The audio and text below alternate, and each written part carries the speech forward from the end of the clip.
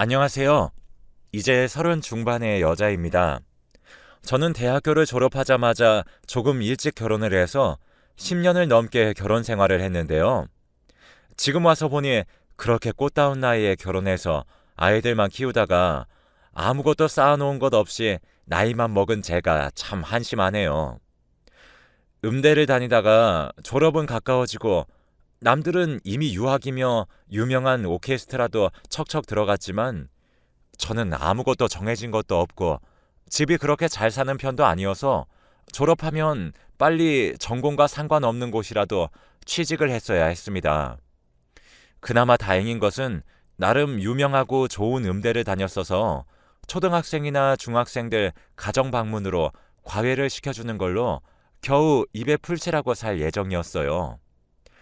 다행히 제 전공이 바이올린이었는데 한참 잘 사는 집안에서 바이올린을 가르치는 게 유행이었어서 과외만으로도 돈은 벌 수 있었습니다. 그래도 겨우 부모님에게 신세지지 않고 사는 정도라 부모님은 영 제가 불안하셨는지 얼른 잘 사는 집 남자를 만나서 결혼을 하라며 그 나이부터 여기저기 선을 주선하셨어요. 다행히 음대 나온 참한 여자라고 소문이 나서 여기저기 좋은 자리들이 많이 들어왔습니다. 그렇게 선을 보다가 만난 것이 남편이었어요. 처음 만났을 때부터 인상이 훤하고 성격도 서글서글한 것이 단번에 느껴졌습니다. 남편도 제가 마음에 들었는지 애프터 신청을 했고 그 이후로 본격적으로 연애를 했어요. 남편은 워낙에 잘 사는 집안에다가 그때 당시에 건물을 몇 채 가지고 있어서 그 돈으로 이런저런 사업도 하고 직접 스튜디오 운영도 하고 있다고 들었습니다. 그런 사람이 저와 연애하면서 어찌나 저에게 잘해주는지 제가 지나가다 말만 하면 바로 사들고 와서 제 손에 꼭 쥐어주었습니다. 거기다가 미로 누나가 3분이나 있어서 여자 마음도 너무 잘 알고 있더라고요. 덕분에 연애하는 동안에는 저도 남편에게 푹 빠져서 살았습니다. 그만큼 남편이 저에게 표현도 많이 해주고 저에게 맞춰주었습니다. 집안도 뭣도 보잘것없는 저를 그렇게까지 사랑해주니 저도 너무 행복한 시간들이었죠. 그렇게 1년을 연애하다가 저희는 결혼했습니다. 결혼식도 일사천리였어요. 사실 처음 결혼 이야기가 나왔을 때 제가 결혼을 할 자신이 없었습니다. 제가 가진 게 너무 없어서 혼수고 예물이고 할 돈도 없었기 때문입니다. 집에서도 남편의 집안 수준에 맞춰서 해주실 수 있을 만큼의 여력도 없었기 때문에 금전적인 부담으로 결혼을 망설이고 있었습니다. 차마 남편에게 부끄러워서 한 달을 넘게 끌어안고 있으니 갈수록 얼굴도 어두워지고 살도 빠지니 남편이 혹시 자기와 결혼하기 싫은 거냐며 먼저 물어보았습니다. 그 말을 듣고 저는 펄쩍 뛰면서 그럴 리가 있겠냐고, 사실은 제가 모아놓은 돈도 없고 결혼을 해도 해갈 수 있는 게 몸뚱아리밖에 없다고 솔직하게 털어놨습니다. 그러자 남편은 안도하며 그런 걱정은 하지 말라면서 자기가 모아둔 돈이 꽤 있으니 그걸로 결혼 준비를 하라고 했습니다. 그러면서 그 자리에서 통장을 바로 주었습니다. 자기는 집에서 다 해준다고 하니 자기 돈은 제가 쓰면 된다면서 편하게 쓰라고 하더군요. 덕분에 걱정거리가 싹 사라지고 마음 편하게 결혼할 수 있었습니다. 그리고 신혼여행을 가서 첫째 아이를 임신했습니다. 달콤한 신혼도 즐겨보지 못하고 바로 아이를 임신해서 저는 조금 아쉬운 마음이 있었지만 저의 임신 소식에 남편이 엄청 기뻐하며 아이처럼 신나하는 모습에 그런 아쉬움도 사라졌습니다. 첫째는 딸이었는데 남편은 제 병실에 들어오자마자 딸이라는 소식을 듣고 기진맥진해 있는 저더러 다음번에는 꼭 아들로 낳자고 이야기했습니다. 그때 처음으로 남편의 말에 실망했습니다. 딸이고 아들이고 그런 게 뭐가 중요한데, 제 자식이라 그저 예쁘기만 했는데 남편은 그렇지 않았나 봅니다.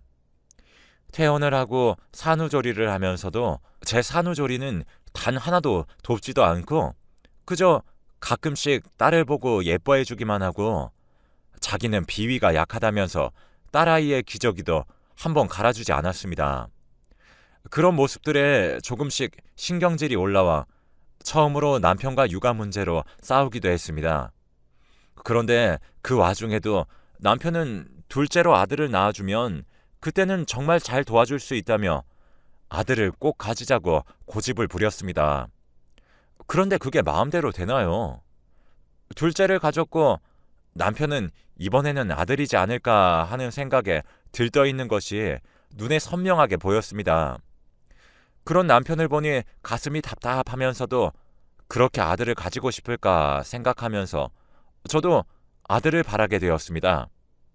그런데 둘째를 낳을 때는 갑자기 집에서 양수가 터져서 저도 아이도 조금만 늦었으면 위험할 뻔했습니다.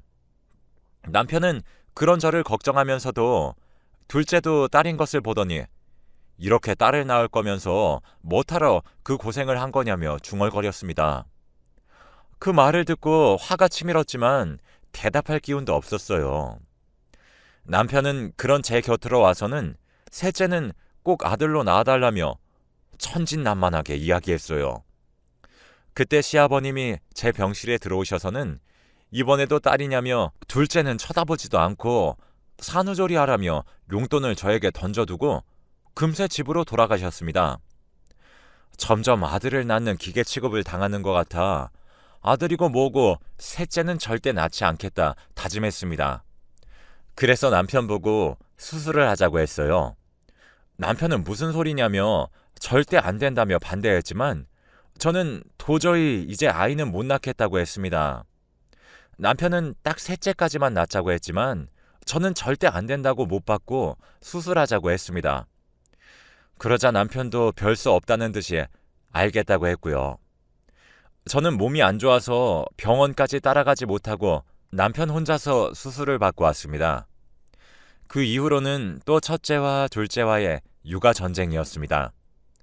어찌나 돌아가면서 울어대는지 연년생인 갓난아이 둘을 혼자서 돌보기에는 너무 힘들어서 남편에게 가사 도우미라도 쓰면 안 되냐고 물었지만 남편은 무슨 말도 안 되는 소리냐며 전업주부인 제가 있는데 가사 도우미를 쓰면 당신은 집에서 놀고 먹기만 할 거냐며 딱 잘라 말했습니다.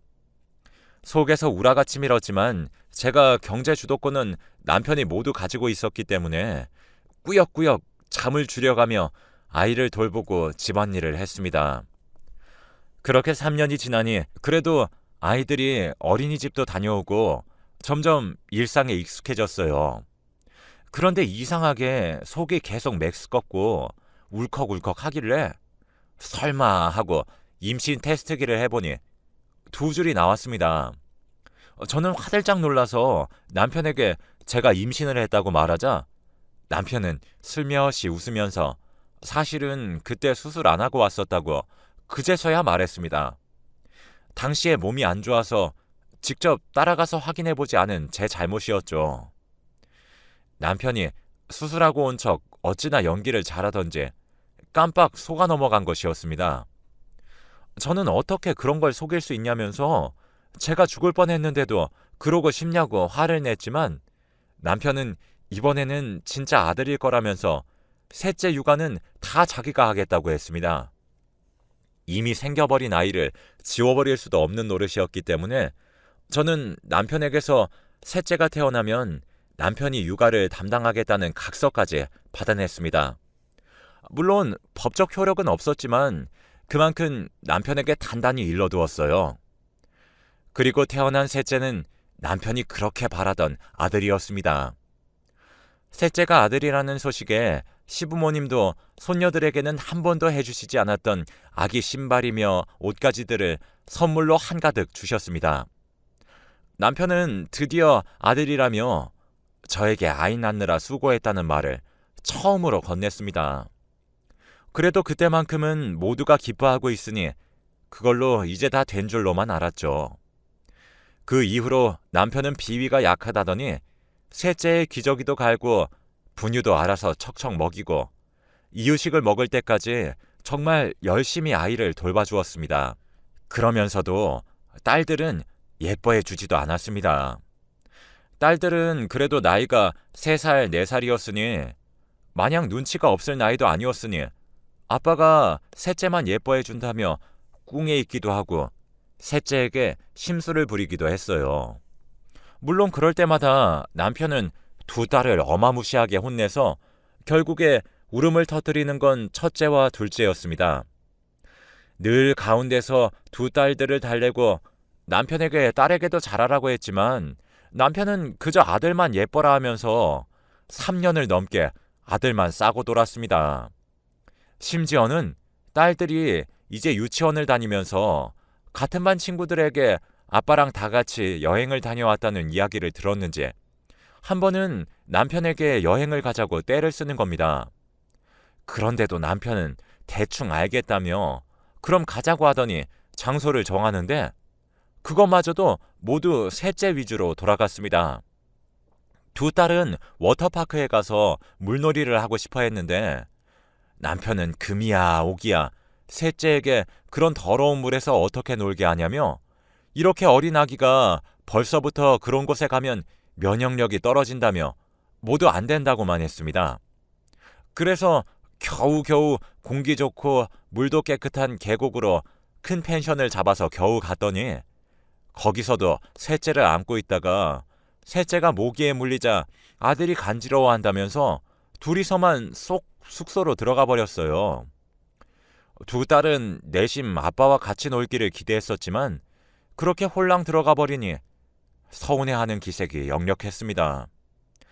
대신에 제가 같이 놀아주긴 했지만 아빠처럼 힘을 써가며 아이들과 놀아주기는 부족해서 제가 다 미안해져서 두 딸을 더 감싸고 놀게 되었어요. 아들이 커갈수록 아빠는 완전히 자기 편이라는 걸 알았는지 집에서는 완전히 아나무인이 되었습니다. 저보다 남편이 주도권을 쥐고 있다는 걸 눈치로 깨달았었는지 두 딸에게는 물론이며 저에게까지 소리를 지르며 자기 마음대로 해줄 때까지 온갖 생떼를 썼습니다.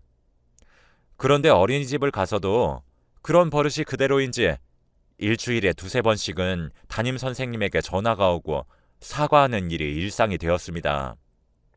두 딸은 그런 문제 없이 잘 컸었는데 셋째는 자기 누나들이 자기 빼고 인형놀이를 하면 그 인형을 어떻게든 뺏어야 직성이 풀리는 성격이었어요. 그래놓고 막상 인형을 뺏으면 금세 흥미를 잃고 인형은 다시 구석에다가 박아두는 게 일상이었습니다.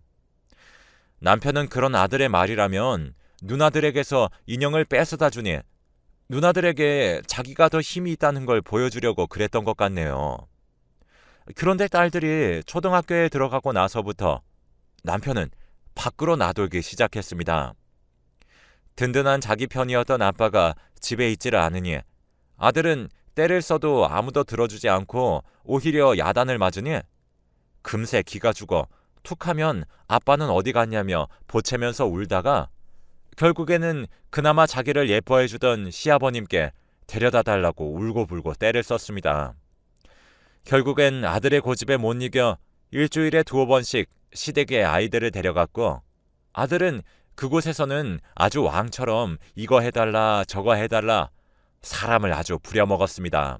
딸들은 시댁에만 가면 찬밥 신세 밥도 아들 앞에만 맛있는 반찬을 가득 가져다 주니 불만이 차올랐는지 시댁에 가는 날이 되면 가기 싫다고 드러누워 고집을 피웠어요. 그동안 고집을 부리지도 않고 착하게 말을 잘 듣던 딸들이 그러니 저도 어쩔 수가 없는 노릇이었습니다.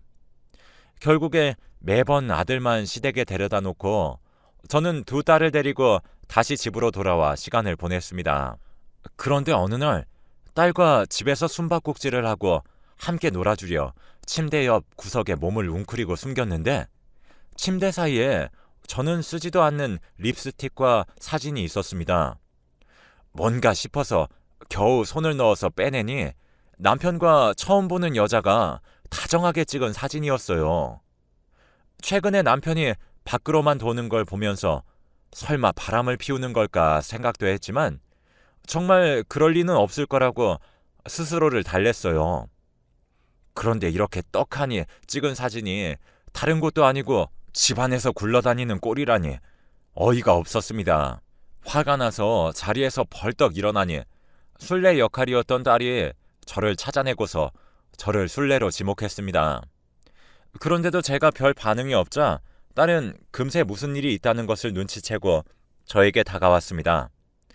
딸이 다가오자 그래도 아이들에게 아빠인데 이런 사진을 보여주면 안 된다는 생각에 급하게 사진을 숨기고 이제 딸들에게 인형놀이 하라고 하고선 저는 방에 들어와서 한참을 생각에 잠겼습니다.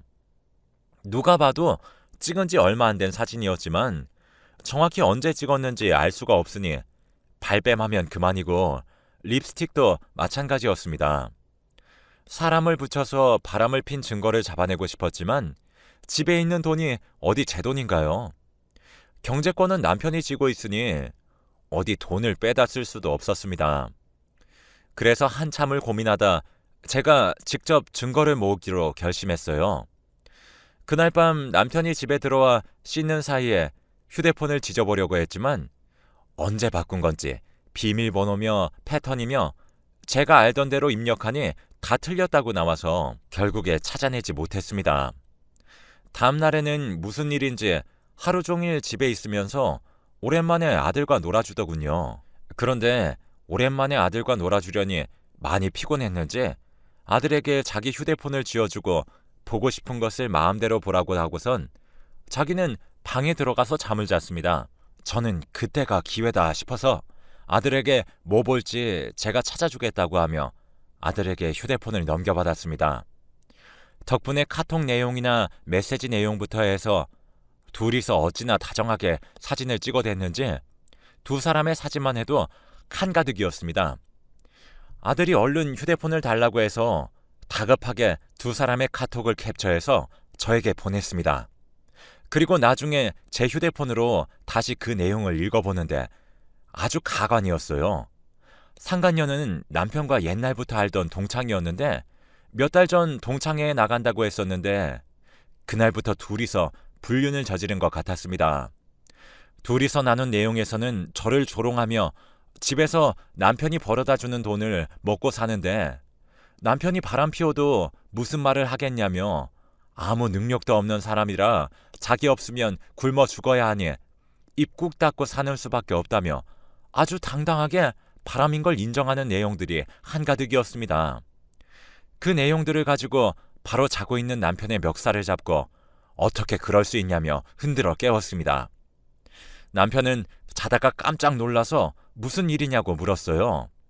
화가 머리끝까지 나서 카톡 내용 다 봤으니 변명할 생각은 하지도 말라고 했습니다. 그리고 이제 이혼할 테니 위자료고 양육비고 준비하라고. 저는 돈이 없지만 지금까지 평생 살림하면서 뒷바라지 해준 것만으로도 위자료 받을 자격이 있다고 소리치니 남편은 코웃음을 치며 무슨 소리 하냐며 자기는 한 푼도 못 준다고 했어요. 그러면서 위자료 받고 싶으면 이혼 소송하라며 저에게 소송하면 변호사 선임할 돈은 있냐면서 비아냥거렸습니다.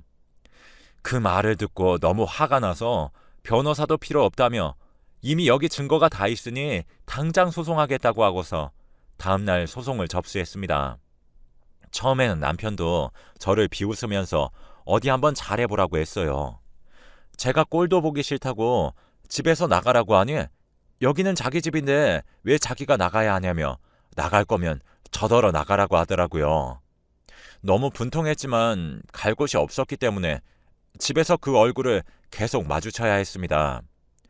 일부러 저 보라는 듯 남편은 집에 꼭 붙어서 아이들에게 엄마랑 아빠랑 이혼하면 누구랑 살 거냐면서 평생을 딸들에게 선물 한 번 안 사주던 사람이 어찌나 물량공세를 하는지 보기가 안타까울 정도였어요. 이미 딸은 아빠에게 마음이 뜬 지 오래였거든요. 그런데 이제는 보란 듯이 저를 긁으려고 그 바람 피우는 여자를 집에 데려왔습니다. 집에는 아이들도 다 있었는데요. 아이들이 저 아줌마가 누구냐고 물으니 이제 너희들의 엄마가 될 사람이라며 대답했다고 했습니다. 아빠가 돼서 그게 무슨 짓인지, 도대체 저런 사람을 왜 좋다고 했었는지 과거의 제가 너무 한심스러웠습니다. 제 눈앞에 떡하니 상간녀를 데려다 놓고는 둘이서 방에 들어갈 테니 자기들이 먹은 음식들을 치우라고 하는데 저도 눈이 뒤집혀서 남편과 그 여자의 머리채를 잡아다 집 밖으로 쫓아내버리고 문을 잠궜습니다. 그러던 와중에 어머니에게서 잠시 만나자는 연락이 왔습니다. 뒤늦게 소식을 들으신 건지 처음에는 나가지 않으려고 했지만 어머님이 몇 번이나 만나서 할 이야기가 있다고 하셔서 어쩔 수 없이 그 자리에 나갔습니다. 그런데 그곳에서의 어머니의 행동은 뜻밖이었습니다.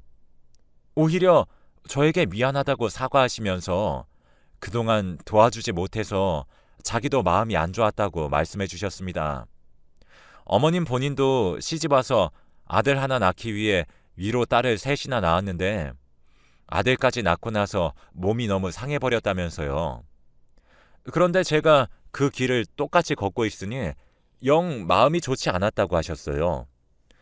어머님도 음악가 집안에서 태어났지만 돈이 없어 어쩔 수 없이 음악을 포기하고 결혼을 택하셨다고 합니다. 알고 보니 남편이 저에게 줬었던 통장도 어머니가 제 사정을 들으시고는 마음이 쓰여서 남편을 통해서 돈을 주신 것이었습니다. 그런데 남편은 그게 자기가 모은 돈인 것 마냥 행동한 거였어요. 어머니는 남편의 잘못을 사과하시면서 이 집안 남자들은 죄다 아나무인에 다 자기만 귀하게 여기고 남 귀한 줄은 모른다며 한번 호되게 당해봐야 한다고 하셨어요. 그러시면서 저에게 돈 봉투를 내미셨습니다. 큰 돈은 아니었지만 남편은 비싼 변호사를 선임해서 어떻게든 위자료고 양육비고 깎으려고 할 테니 저도 짓지 말고 변호사를 선임해서 남편을 이기라고 하셨습니다. 시집와서 한 번도 어머니와 깊게 대화할 기회가 없었는데 이렇게나 저를 생각해주고 계셨다는 걸 그제서야 알아서 너무 아쉬울 따름이었습니다. 어머님 덕분에 저도 변호사를 선임해서 소송을 시작했습니다. 남편은 법원에 변호사와 함께 들어오는 제 모습을 보더니 화들짝 놀라며 어디서 돈이 생겨서 변호사를 구했냐며 비아냥거렸습니다. 저는 굴하지 않고 남편에게는 눈길도 주지 않으니 남편은 혼자서 몇 마디 정도를 더 저에게 걸어오다가 금세 포기하고 조용해졌습니다. 재판의 결과는 남편의 뜻대로 되지 않았습니다. 그동안 아이를 독박으로 살림시킨 것과 수술을 했다고 거짓말로 속여서 셋째까지 임신을 하게 한 것까지 해서 저희가 요구했던 위자료에서 2천만 원 정도만 깎인 8천만 원을 위자료로 받았습니다. 거기에다가 남편은 양육권을 가지고 싶어 했지만 지금까지 두 딸들을 한 번도 돌본 적 없고 아들을 키우는 방식도 아들에게 교육적으로 좋지 않을 거라는 판사님의 판단 덕분에 아이들의 양육권도 제가 가져올 수 있었어요. 거기에다 양육비도 매달 200만 원 가까이 되는 돈까지 지급하기로 결정이 내려졌습니다. 남편은 화를 내며 왜 자기가 돈은 돈대로 쓰고 저에게 돈을 줘야 하는 거냐며 날뛰는데 그 모습을 보니 조금 고소하더라고요. 지금은 이혼하고 위자료로 지방에 내려와서 작은 바이올린 교습소를 열었습니다. 아이들을 키우면서도 간간히 바이올린을 켜곤 했기 때문에 바이올린을 가르치는 건 전혀 문제가 되지 않았어요. 그래도 처음으로 직업이라고 말할 수 있게 돼서 절로 어깨가 으스해지더라고요.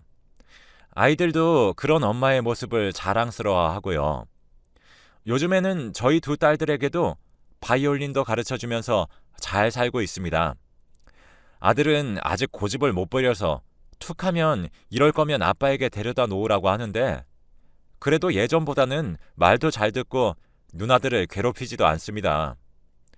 10년이 넘는 결혼 생활을 돌이켜보면 정말 끔찍했었던 것 같았는데 그래도 자식들을 낳을 수 있었으니 마냥 끔찍하지만은 않았던 것 같네요. 새 아이들 덕분에 그래도 살아갈 힘을 얻고 있습니다. 여러분들도 힘내서 살아가시길 바랄게요. 행복하세요.